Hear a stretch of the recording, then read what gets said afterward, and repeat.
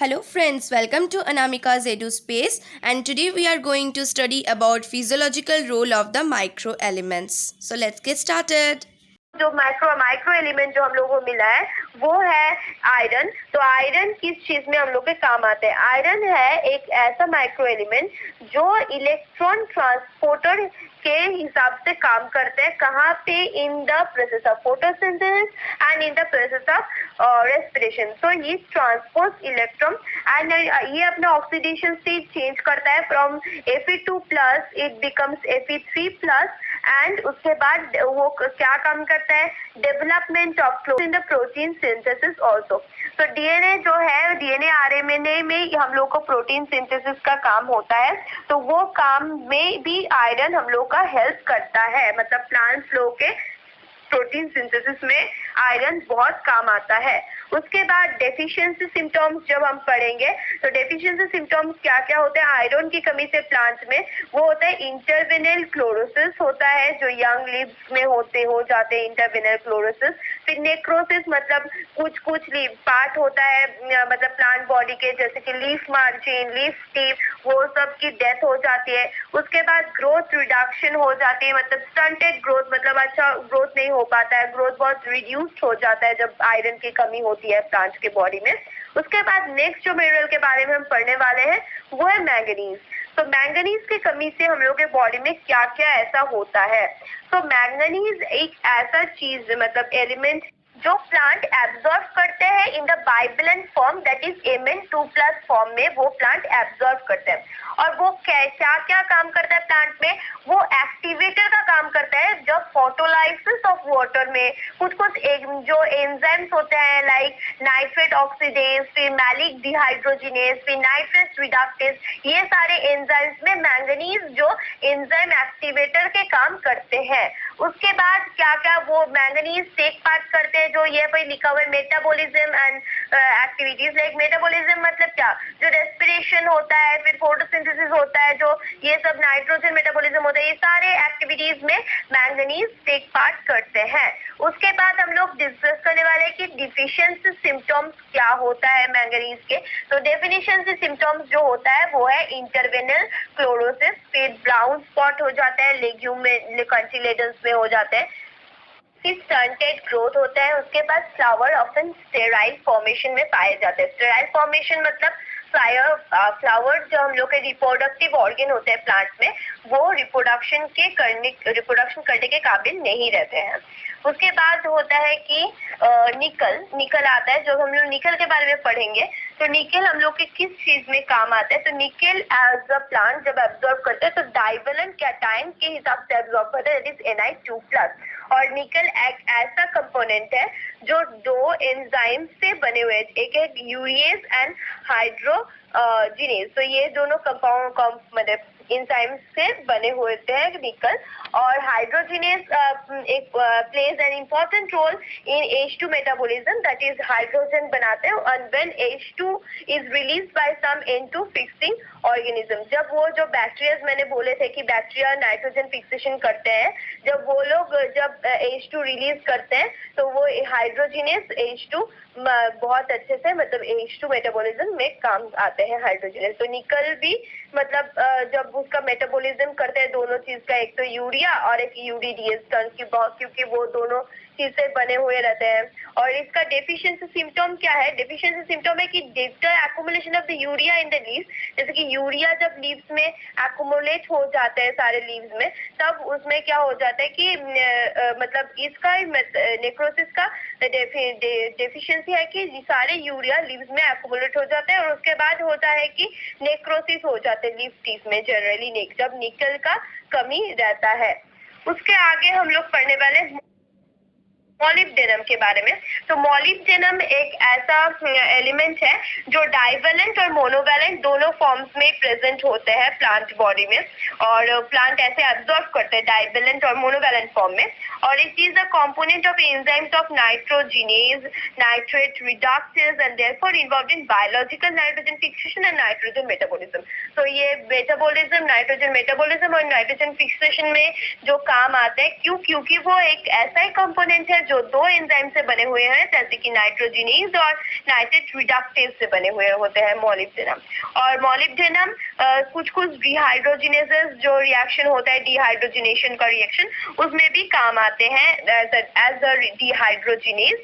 And molybdenum seems to be connected with some of the ascorbic acid से वो थोड़ा थोड़ा कनेक्टेड होता है। उसके बाद वो विटामिन सिंथेसिस में काम आता है, ऑक्सीडेशन रिडक्शन में काम आते हैं। जब मॉलिब्डेनम की कमी होती है बॉडी में, मतलब प्लांट बॉडी में, तब मॉल्टेड, जो हम लोग मॉल्टिंग पढ़े हुए थे, तो वो मॉल्टिंग ऑकर हो जाता है। तो मॉल्टिंग अभी क्या है जनरली वो आपको मेंशन करेंगे।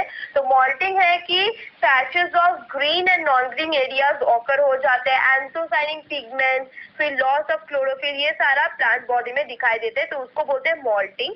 तो मॉल्टिंग हो जाता है और मार्जिनल नेक्रोसिस होता है, जैसे कि पत्ता पूरा पूरा ऐसे ऐसे कुकड़ा हुआ पूरा पत्ता वैसे दिखता है जब मॉलिब्डेनम की कमी होती है।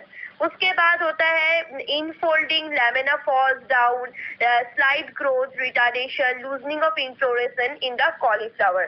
तो ऐसे मैंने तो बोला था कि अगर ये एक पत्ता हो तो पत्ता पूरा ऐसे पूरा दिखेगा जब मॉलिब्डेनम की कमी होगा।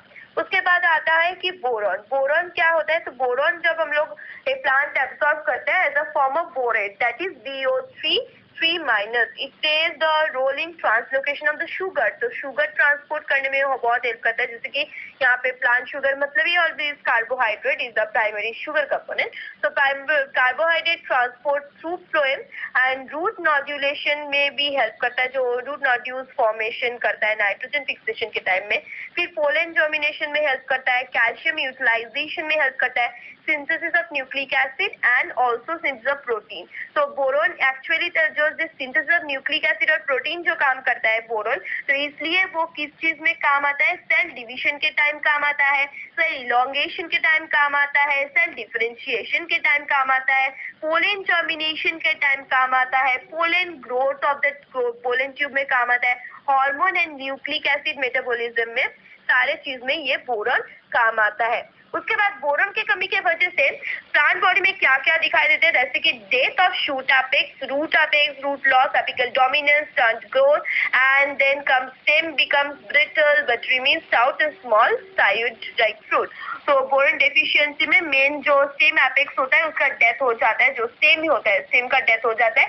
फिर हम साइज, जो फ्रूट्स का जो साइज होता है वो सब बहुत छोटा छोटा होता है। रोजेटिंग ऑफ द लीव्स, मतलब लीव्स ऐसे रोज के तरह पूरा घूम के ऐसे पूरा एकदम कर्ल हो जाता है, इनसाइड कर्ल। उसके बाद हर्ट रॉट हो जाता है जब शुगर बीट प्लांट में। कुछ लेग्यूम भी, जो लेग्यूम प्लांट्स है उसमें नॉड्यूलेशन में मतलब कमी हो जाता है, जो रूट नॉड्यूल्स में जो मतलब बैक्टीरियल नॉड्यूल्स बनाते हैं तो वो नॉड्यूलेशन कमी हो जाता है। उसके बाद आते हैं जिंक। जो प्लांट एब्जॉर्ब करता है डाइवेलेंट आयन में, और ये बहुत अच्छा रोल प्ले करता है इंडोल एसिटिक एसिड फॉर्मेशन, मतलब बायोसिंथेसिस ऑफ खुद ही इंडोल एसिटिक एसिड सिंथेसिस में ये बहुत काम आता है जिंक। उसके बाद प्रोटीन सिंथेसिस में बहुत काम आता है ये जिंक। वो एंजाइम को भी एक्टिवेट करता है। कौन कौन एंजाइम एक्टिवेट करता है? जैसे कि carbonic dehydrogenase, alcohol dehydrogenase, pyridine nucleotide dehydrogenase, hexokinase, triphosphate dehydrogenase, glutamine dehydrogenase, etcetera etcetera. ये जो सारे मैंने बताया, ये सारे में वो एंजाइम एक्टिवेटर से काम आता है। उसके बाद glutamic dehydrogenase take place in amino synthesis, okay, and now coming to the next part, that is वो तो एक तो प्रोटीन जो काम करता है, उसके बाद वो यूटिलाइजेशन भी करता है और इवोल्यूशन करता भी है कार्बन डाइऑक्साइड का। उसके बाद जब बोरॉन की जिंक की कमी होती है प्लांट्स के बॉडी में, तब क्या क्या होता है? Leaf malformation like little leaf disease के बारे में मैंने डेफिशिएंसी डिजीज में भी बताया था लास्ट में, ज्यादा इंपॉर्टेंट तो नहीं है, पर जिंक की कमी से लिटिल लीफ डिजीज ऑकर होते हैं। और जो इंटरविनल क्लोरोसिस भी हो सकता है, several types of leaf distortion, जो मतलब ऐसे लीफ पूरा एकदम खराब हो जाते हैं, ऐसे कुड़ जाते हैं। उसके बाद अंदर रोजेट लाइक फॉर्मेशन हो जाते हैं लीफ के। ये सारा सब कुछ मतलब जिंक के डेफिशिएंसी से ऑकर होता है। उसके बाद होता है स्टर्न ग्रोथ होता है, व्हाइट कलर का बर्ड निकलता है, ये सारा जिंक डिफिशियंसी में ऑकर होते हैं। उसके आगे आते हैं कॉपर। तो कॉपर एक ऐसा चीज है जो इलेक्ट्रॉन ट्रांसफर में काम आते हैं और मेंटेनेंस करते हैं नाइट्रोजन बैलेंस का। उसके बाद क्लोरोफिल सिंथेसिस में भी कॉपर काम आता है। तो कॉपर एक्टिवेटर काम करते हैं बाकी जो एंजाइम्स के लिए, वो है पॉलीफेनॉल ऑक्सीडेज, उसके बाद टायोसिनेज, उसके बाद एस्कॉर्बिक एसिड ऑक्सीडेज, ये सारा।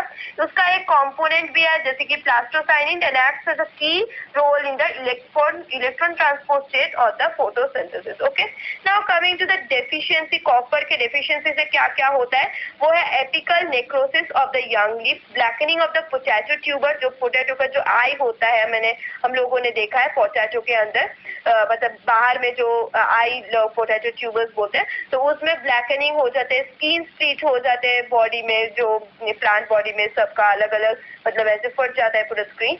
उसके बाद होता है क्लोरीन आता है लास्ट में।